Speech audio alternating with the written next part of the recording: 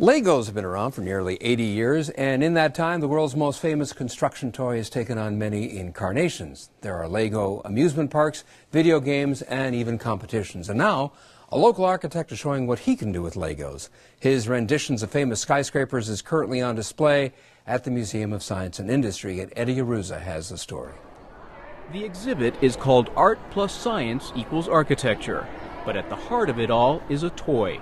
A toy that in the right hands can be turned into many things, including some of the world's most famous buildings. And the hands that constructed these buildings out of Legos belong to Adam Reed Tucker. I could have used a medium like popsicle sticks or toothpicks, or metal like a blacksmith. I chose a Lego brick much like an artist chooses paint. Tucker went to architecture school and worked as a traditional architect for a while.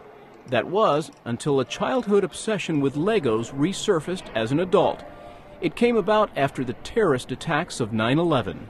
We obviously lost a lot of lives that day, but we also lost two great buildings in the architectural community. Tenants were backing out of tall vertical architecture or skyscrapers, whether it be the Sears Tower, now the Willis Tower, or the Empire State Building. And I thought that we needed to re-educate people and the public and let them know that these buildings are very sound and they're great. Among the Northbrook natives' creations are Bertrand Goldberg's Marina City and the recently completed Trump International Tower, designed by Chicago's Adrian Smith. Tucker has his own rendering of the Chicago Spire, the Santiago Calatrava designed tower that was to be built on Chicago's lakefront until the Great Recession put the project on hold, perhaps forever. Tucker works without blueprints, and in the case of the Spire, without even a standing building from which to draw inspiration. I don't use any computers at all. I do everything in my head. Everything is scratch built. I don't even design or drawing anything out.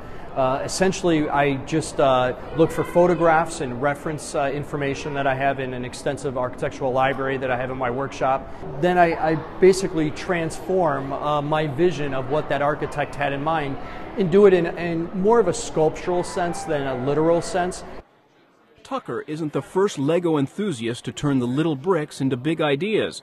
The Denmark-based Lego company has 4 theme parks around the world, including one in California, where visitors can walk among entire Lego villages and replicas of many famous buildings.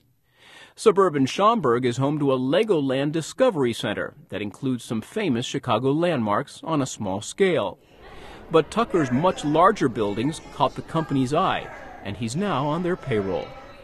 He's designed several Lego architecture sets, including one of Frank Lloyd Wright's Falling Water, that kids of all ages can build at home. If you wanted to build any of these skyscrapers at home, you'd need an awful lot of Legos. The sets you get at the toy store contain only between 60 and 800 bricks. Each of these towers has between 20 and 40,000 Lego bricks.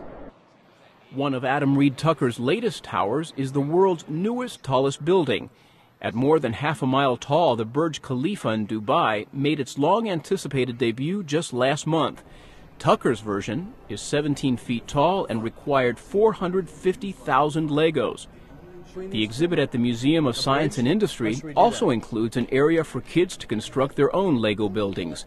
Tucker says he would like to take his work into schools. I eventually want to bring in the idea of teaching architecture and engineering into schools, starting at the junior high level. A lot of high schools don't even offer architecture programs, much less junior high level. But I want to bring the Lego brick into junior high level, high school, and then even at the university level, where the brick is not going to replace any existing traditional tools, but it would add to it.